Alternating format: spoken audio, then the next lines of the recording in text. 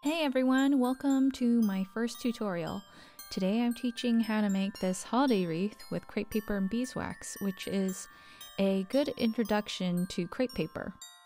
You'll need a few materials and tools for this project, starting with a pair of short-bladed scissors. I have my trusty pair of pie shears here. Then you'll need some fast-drying glue. I have a German brand here that I absolutely love, but we'll list some other suitable alternatives in the video notes below. Some heavyweight floral crepe paper. This is from Viola, but I would encourage people to experiment with what they have. A thicker gauge floral wire. The kind I have here is covered in bark, which is nice for adding bulk.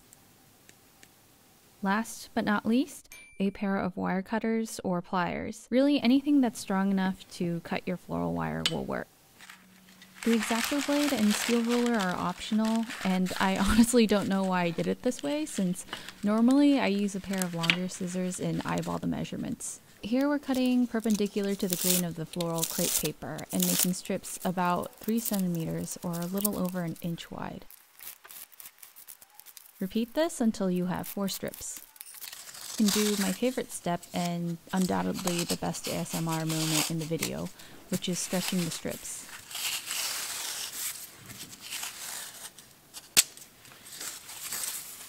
Next, fold your strip of paper in half 3 times. Every time you fold, snip into the paper about 2/3 of the way in.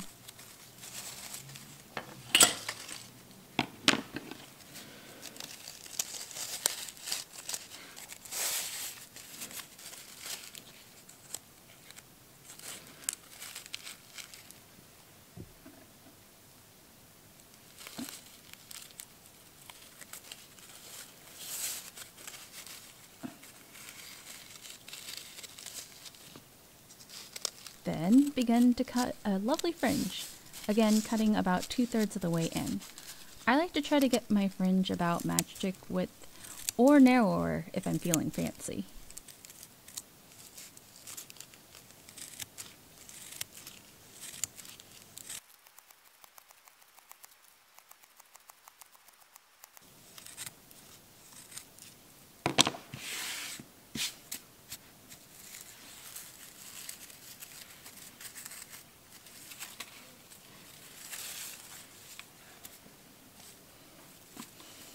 Then cut 4 lengths of floral wire.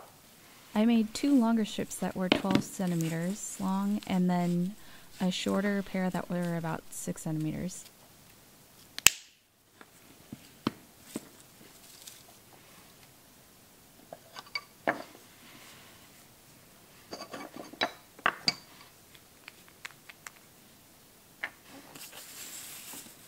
Unfold your fringe and squeeze a bead of glue along the uncut edge of the paper. Less is more in this case, and that's why I like this particular glue so much. The applicator makes it super easy to control the amount of glue you squeeze out. This next step is a little tricky and may take some practice. We're going to wrap the fringe around the wire. My best advice is to make sure that you're pinching down on the parts that are already wrapped while also pulling and making some tension on the unwrapped parts. You might notice that my fingers are starting to get kind of green from the glue and the paper pigment at this point. I really don't know how other crepe paper artists manage to keep their hands so nice, because mine always end up filthy and covered in little glue boogers. I've just learned to live with it, but maybe somebody else has hacks. This step is totally optional. I went ahead and made myself some floral tape out of the leftover crepe paper to cover up the bottom of the branch. This isn't a big problem if you like the color of the floral wire, but I found this color a little distracting.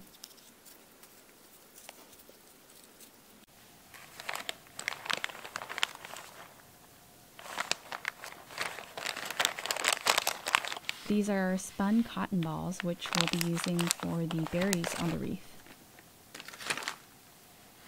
Then I have beeswax in 2 different shades of red. I mix the 2 to get a nice medium red color. You can use paint or fine red crepe paper, which is probably easier, but I just like the way the wax adds a little more depth and texture to the wreath. If your hands are super cold all the time like mine, a lighter is really helpful in getting the wax to a malleable state. Normally I would use a crock pot, but we don't actually need to melt the wax in this case.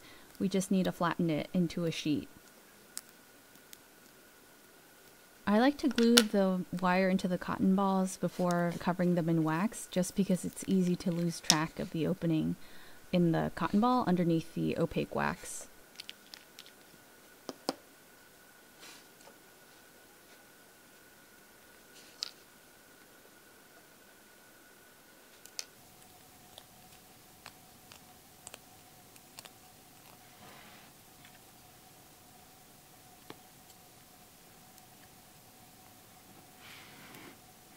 Once I've covered the cotton ball and smoothed out all the wrinkles in the wax, I work the lighter flame over it just to melt off any stray fingerprints and to get the finish glossy again.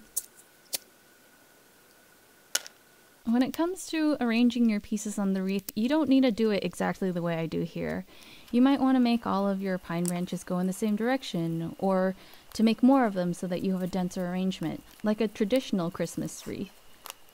I also sometimes make these pine twigs in other colors, like pink, for a more Dr. Seuss look.